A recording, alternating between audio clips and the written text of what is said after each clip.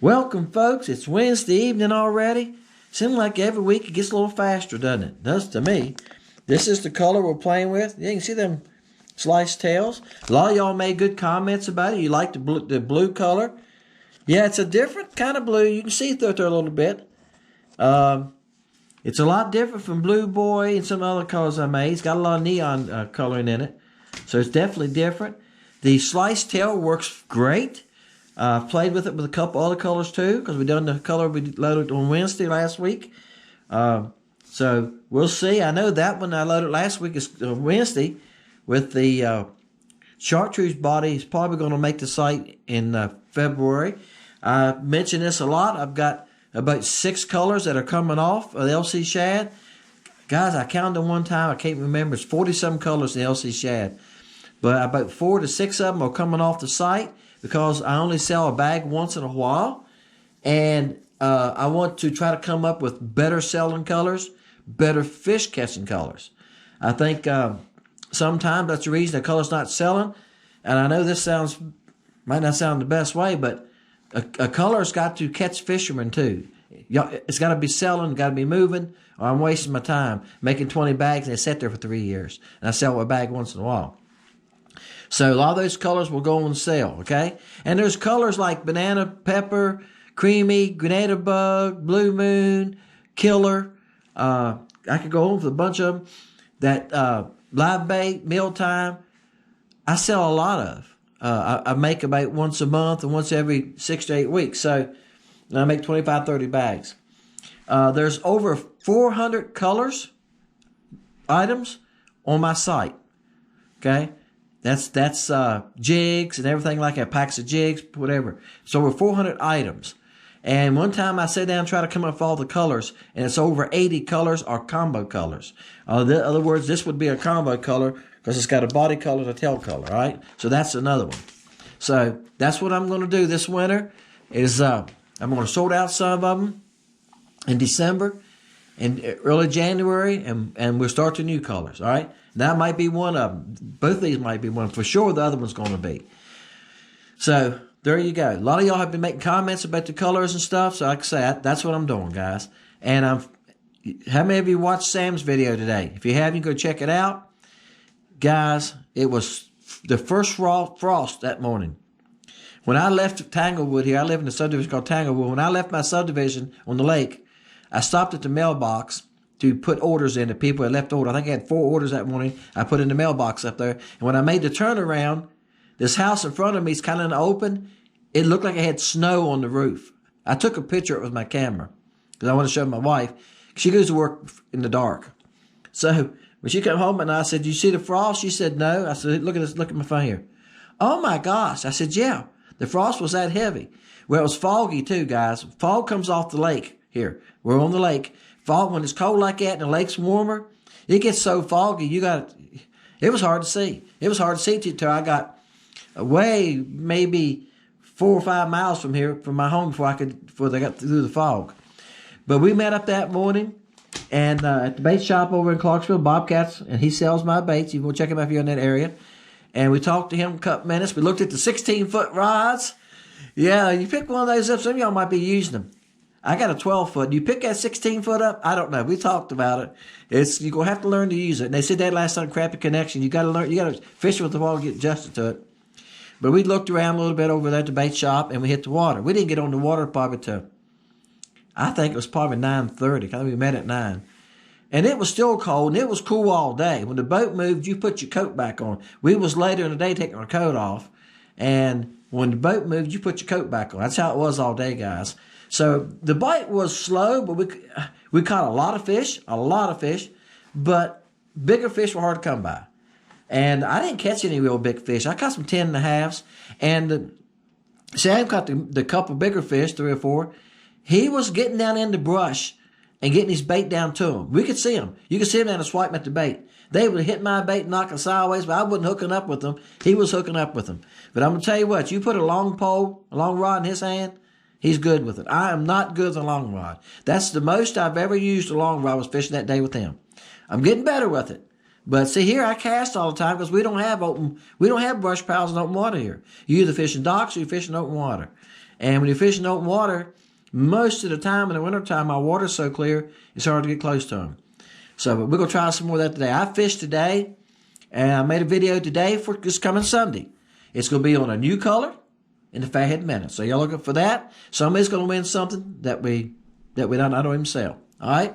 So we had a good day, though, guys. We caught fish, had a good day. Really enjoyed. I always enjoy fishing with him. So if you haven't seen that video, check it out. My video is going to be a lot shorter. I'm going to load it probably either this Friday or next Wednesday. I lost some footage. When I got home and loaded my clips to the desktop and started going through them, I do it in clips. After a couple of fish, I cut it off. It makes it easier to edit that way.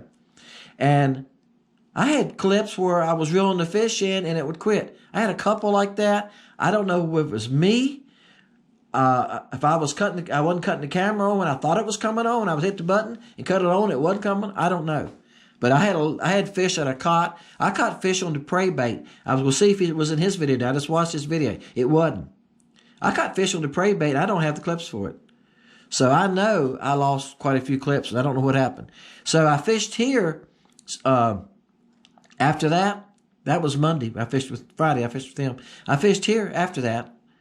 And same thing. I came in. I done an outro on the water. I came in, loaded the clips to edit the video. I didn't have an outro. So I don't know what's happening. So I went back and fished today, and I just went through the clips about an hour ago, and I got them all. So I don't know. I don't know if it's me. It was probably me, guys, more than it was the camera. I was doing something wrong. But anyway, appreciate everybody. Appreciate y'all watching. Appreciate your comments. And we'll go from there. Y'all ready? Let's get a number. Keep moving here. 170. Y'all ready? The number is 170. All right, over. So let's make this pretty easy. Over. 164. I'll write that down, David. All right. Hey, ain't but a few numbers can knock him out, right? 6. All right, so we've been going pretty fast here. That's over because the number is 170.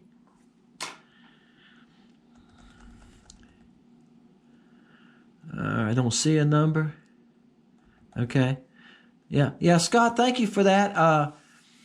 I done that, and I done it a couple times, and it didn't seem to help. Then I reset it up. It's called factory reset. And then, of course, I didn't reset it. I didn't go back to the compass again because it didn't seem to help. But I went on and done that again the other day. I went on and done the calibration, and it doesn't make any difference. The bottom just rocks like this. And I can turn my pole, and it just goes crazy. I'm adjusting it manually with the pitch, and that's what the Garmin Guru said to do, and that's what I'm doing. But I watched a guy Sunday night.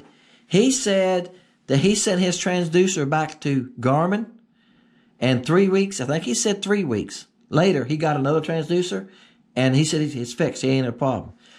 I've had this problem before, and I bought a new transducer, and it fixed the problem. I had a 32, and I bought the 34 I have now, and it fixed it. So I talked to the guy at the shop that's about 40 minutes from me that sells the Garmin stuff, and he told me to wait before I bought the transducer till I done the download. I done that, and like I said, I've been working. I fished today, and I want to get back with him. Oh my goodness, I want to get back with him this week.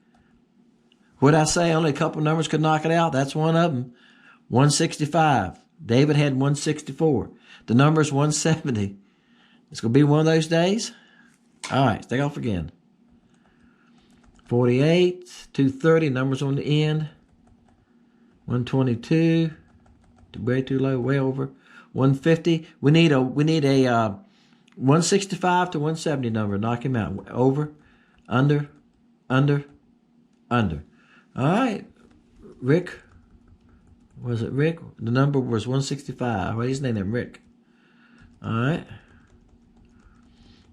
All right, that's your winner. I'll go back through it again.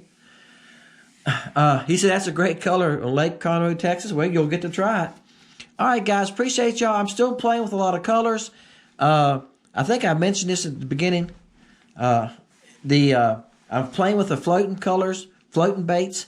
I mentioned that 6 months ago that I bought some floating plastic, and I'm worked it with different bodies, but mainly the thing I was working it with was the tracer. The tracer is meant to glide through the water as it falls, and it does with the floating plastic. And you can take and put just a hook in it. All right, just a hook in it, and it will fall real slow.